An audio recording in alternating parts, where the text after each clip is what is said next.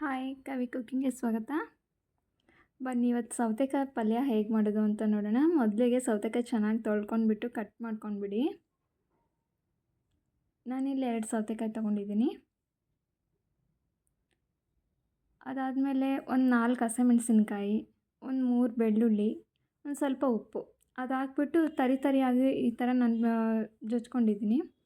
ಒಂದು ಈರುಳ್ಳಿ ದೊಡ್ಡ ಸೈಜ್ ಕಟ್ ಮಾಡ್ಕೊಂಡಿದ್ದೀನಿ. ನೋಡಿರಿ, ಬಾಣಲೆ ಇಟ್ಕೊಂಡು ಒಂದು 2 ಸ್ಪೂನ್ ಆಯಿಲ್ ಹಾಕ್ಕೊಳ್ಳಿ. ಸಾಸಿವೆ ಜೀರಿಗೆ ಸ್ವಲ್ಪ, ಅದು ಚಟ್ಪಟ ಅಂದ ತಕ್ಷಣ ಕರಿಬೇವು ಸ್ವಲ್ಪ, ಈರುಳ್ಳಿ ಒಂದು, ನಾವು ಜಜ್ಕೊಂಡಿದ್ವಲ್ಲ ಆ ಪೇಸ್ಟನ್ನ ಹಾಕ್ಕೊಳ್ಳಿ. ಹಾಕೊಂಡ್ಮೇಲೆ ಸ್ವಲ್ಪ ಕೆಂಪಗಾದ ತಕ್ಷಣ ಸೌತೆಕಾಯಿ ಅದನ್ನ ಹಾಕಿದ್ಮೇಲೆ ಸ್ವಲ್ಪ ಅರಿಶಿನ, ಒಂದು ಸ್ವಲ್ಪ ಟೇಸ್ಟಿಗೆ ತಕ್ಕಂಗೆ ಉಪ್ಪು ಹಾಕ್ಕೊಳ್ಳಿ. ಉಪ್ಪು ಜಾಸ್ತಿ ಹಾಕಕ್ಕೆ ಹೋಗಬೇಡಿ, ಕಣ್ಣು ನೋಡ್ಕೊಂಡು ಹಾಕ್ಕೊಳ್ಳಿ. ಇಷ್ಟೇ. ಚೆನ್ನಾಗಿ ಒಂದು 5 ನಿಮಿಷ ಸ್ವಲ್ಪ ನೀರು ಹಾಕ್ಬಿಟ್ಟು ಒಂದು ಸ್ವಲ್ಪ ಬೇಯಿಸ್ಕೊಳ್ಳಿ.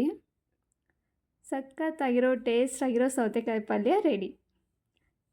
ನಮ್ಮ ಚಾನಲ್ಗೆ ಹೊಸಬ್ರಾಗಿದ್ದರೆ ಲೈಕ್ ಮಾಡಿ, ಶೇರ್ ಮಾಡಿ, ಸಬ್ಸ್ಕ್ರೈಬ್ ಮಾಡಿ. Thanks for watching. ಬಾಯ್.